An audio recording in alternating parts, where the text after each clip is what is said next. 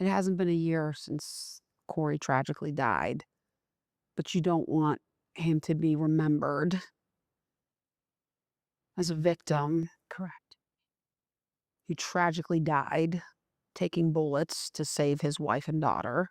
Just tell me from a sister's standpoint. I know it's hard for people to walk in your shoes and to know what you've been through. Do you find yourself talking to Corey even today? I talk to him all the way coming here, as a matter of fact. Yeah, I talk to him. I talk to him every day, actually. You would think that it would get easier. And I think that once the shock of everything wears off, I think that it gets harder because you have to learn how to not just to manage your grief, but you have to carry it. And I'm doing my best to carry it well. I have good days. I have really bad days. But thankfully, I have my faith, and I pray a lot, and it gets me through. You try to just wrap your head around it. You get frustrated, and then there's days that it's excruciatingly painful because there's a part of you internally that's missing. You feel it, and that's where the struggle comes in, because you feel it to your soul, like there's something just missing that can never be replaced. So, yeah, I talk to his picture. I talk to him throughout the day, baking. Um, Anytime I see blueberries, there you go. Um, yeah, you have to. Um, you have all this love, and now there's no place for it. So, talking out loud to him helps, and I know he hears. He gives us signs. Oh, yeah. Oh, yeah. Yeah. You don't want Corey's death to be in vain. That's why you're doing this blood drive. Jen, we thought about this, and there were two other people that were shot that day, and they were injured. And one of the gentlemen has had several surgeries, and he's needed blood. And had my brother lived, he was shot in the head. There was a lot of blood. And had he survived, he'd have needed a lot of blood. Um, the reason that we're doing this blood drive is to honor Corey as being a hero, but he did heroic things all the time, not just as a firefighter, but the things that people don't think about. He pulled people out of wrecked cars. He saw a lot of blood. He was heroic in many of the things that he did. Um, this blood drive is so important because had he lived, there would have been a lot more lives that my brother would have saved. So we feel like we need to pick up where he left off. We feel like we need to do this blood drive because there's going to be a lot of people that are going to benefit from these blood donations. Every one blood donation can save more than one life, more than one. So here in Pittsburgh, we have a shortage of blood. We're getting blood from Ohio, we're getting blood from West Virginia because we need more people in the Pittsburgh area to donate blood. And so many people have come up to us, is there anything we can do for you? What can we do for you? What can we do for you? Don't do for us. Do for somebody else. Be a hero. Be somebody's hero. You could save somebody's child, somebody's mother, somebody's father. Do that in my brother's memory. He would be so proud of that. Yes. To talk about his memory and his legacy and helping others, Yes. what is your hope and what is your goal in all of this? When you look, if you could please look at him, I know It is hard. it's emotional, isn't it? Yeah. Yeah. And he's a firefighter in that picture. Yes. What do you want the public to remember about why you're doing the blood drive and people all across the country can help?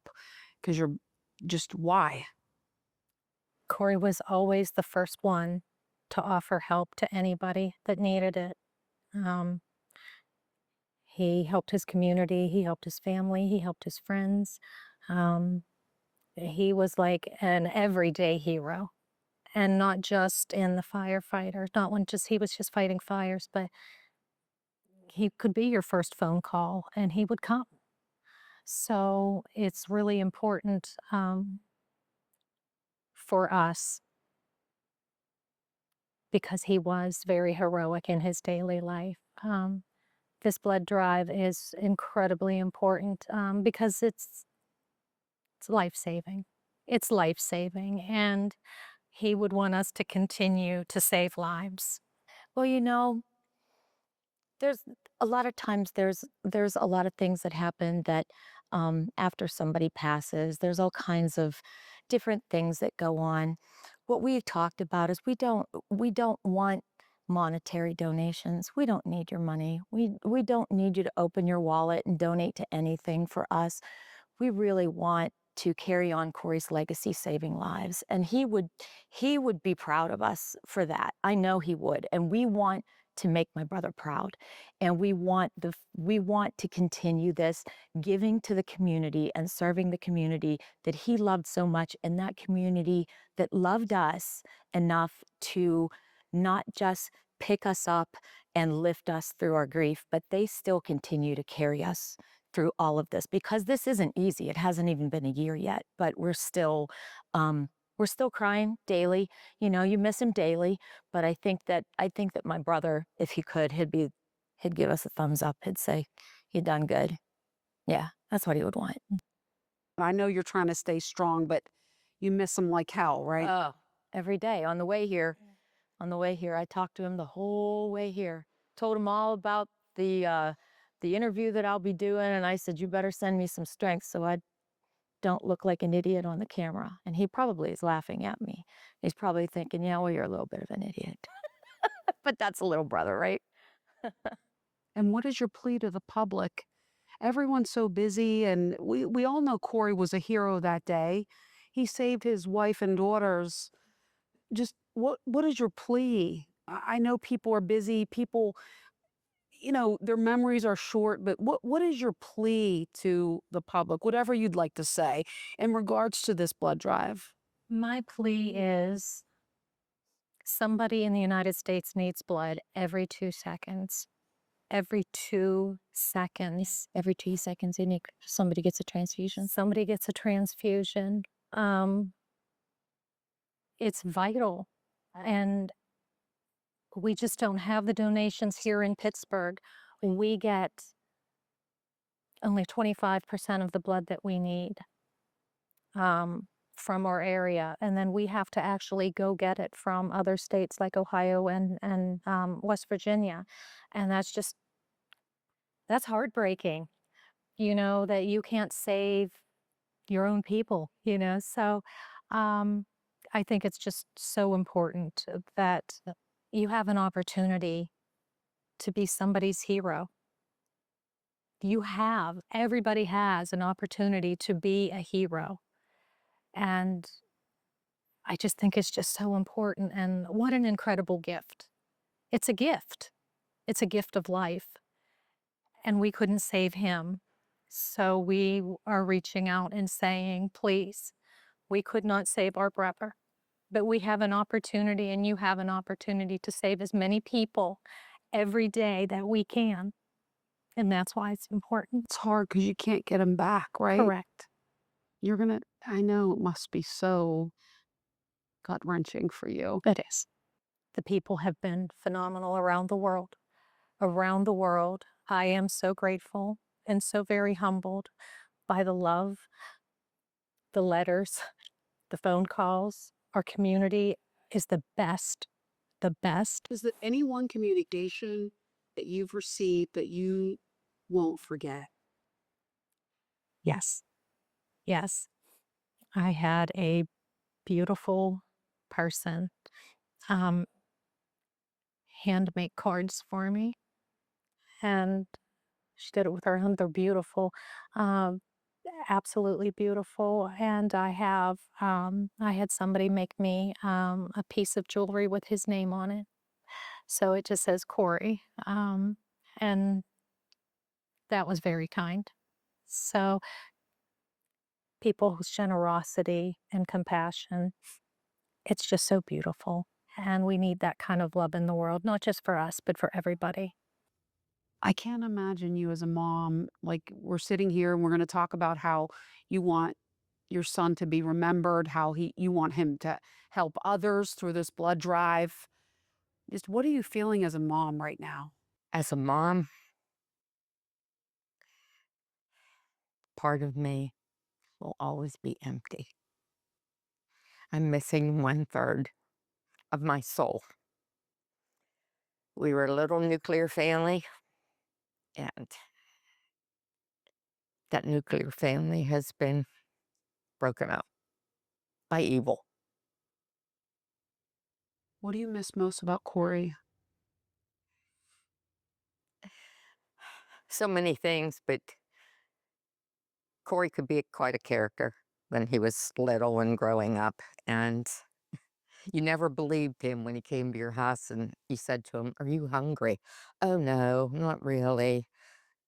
And then he'd look over at the refrigerator, even when he was 50 years old. And I'd say, "Would you like a sandwich?" "Well, if you're making one." He'd never say, "What kind is it? What are you doing?" It was like, it was just a thing with your kids. They come into the house and, oh no, they're not hungry. But then they bring in this ravenous appetite with them. And I just miss jagging around with him and talking with him and being silly and being serious and being quiet. Corey was very quiet and very humble. He wasn't the talker. He had three of us to talk for him. So you had to really pry things out of Corey. He wasn't boastful. He never was boastful. You still talk to him today? I talk to him every day, every night, every morning. I don't cry anymore in the morning when I get out of bed, that I'm the one opening my eyes and he isn't. God has gotten me past that part, but certain little things will just set me off. Nothing will set me off. It just comes in waves. Um, I can be in the car driving to an appointment, a doctor's appointment, lunch with a friend who prays with me all the time, and I cry on the way there. What do you remember about July 13th or when you saw Corey right before? I know that's the precious memory that you have. How important was that to you to have that memory? I felt his excitement. He was so excited to go. And I had been to a Trump rally the first time and had a blast. The people were great. We had fun. We laughed. We told jokes. We told stories. You get to know the people around you. And I can remember him just putting his dog food away He and stopped at talking. your house. Yeah, yeah. Tell me about what he did that morning. Well, He came to yeah, he came for me to watch the grand dogs, his two Dobermans that he loved desperately. And they loved coming to Grandma's house. So he said, "Mom, I'll come in quietly, I promise, so that the dogs don't wake you, and I'll just put their food in the refrigerator." And I said, "Really? You think these dogs are going to come in quietly? They run up the steps like two horses and go to the treat drawer." And he laughed. Well, I heard them come in like the two horses they are, and he was rushing around, and I sat down on the step, the basement stairs, and I'm watching him go back and forth, and he's fluttering around like a butterfly. And I said, "Wow, you're in a hurry." And he goes, "Oh, I got riders, and I can't wait to get there, and I got to be the first in line so I get a good seat." And he was babbling as he went here and there, and I could I could just see the joy in his face that he was going to be there that day. He was so happy to go. And that happiness in his eyes, I'll never forget. There was no sadness. There was no fear. He was just happy. And then to hear him tell me he loved me and I could tell him that back, that's a memory I'll never, ever forget. That joy that was in his little twinkly eyes that were always there when he was happy. He was happy that day. I'll never forget that. There was no sadness. There was no fear. There was nothing. He was just my happy son. You've battled a brain tumor. How has Corey helped you in that? Over the years, because I was pretty much a single mom for a long time. And I can remember buying him a pair of tennis shoes at 13 years old when I was struggling for money. He wanted these red Nikes so bad. So I took him up to Butler Mall, took him to the Nike store, and I'm thinking, who am I going to rob money from to pay for these shoes? And being the cocky 15-year-old that they can be, he's sitting there very smug in the seat. And we walk in, and there was very little conversation, straight to the shoes. You know, I dipped out my wallet. My kids were never ungrateful, but he never said to me, "Thanks, Mom, for the shoes," or "I'm so happy to have them." He walked out of there like he owned Foot Locker. And I was hurt that he didn't at least acknowledge the thrill of getting those prize shoes. And it wasn't until he was probably in his 30s and he said to me, one thing I have to say, she is one strong woman. He goes, I have seen her entire strength from the time I realized how strong she was till now. And I'll never forget those red tennis shoes, how she sacrificed to get me those shoes. He said, and I was ungrateful and I never thanked her. And he said, Mom, thank you. Is there anything you want people to know? I know it's probably surreal for you to be sitting here talking about your son's legacy, talking about this blood drive. What do you want people to know about that? I want people to know it's not the material things that they can write a check for, that they can buy their way into or out of. I want people to know that the greatest gift you can give is your time with your parents and the people you love in your community. You can give back for free. It's like the paying it forward. I am grateful beyond belief, being a nurse, that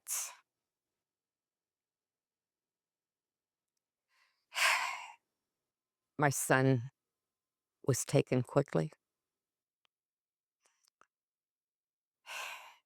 that he wasn't going to be on a ventilator. Um, and I know the amount of blood loss that happens being a nurse. People need that. People need to save each other. And I want that to be his legacy that we carry on. We're going to help you save each other.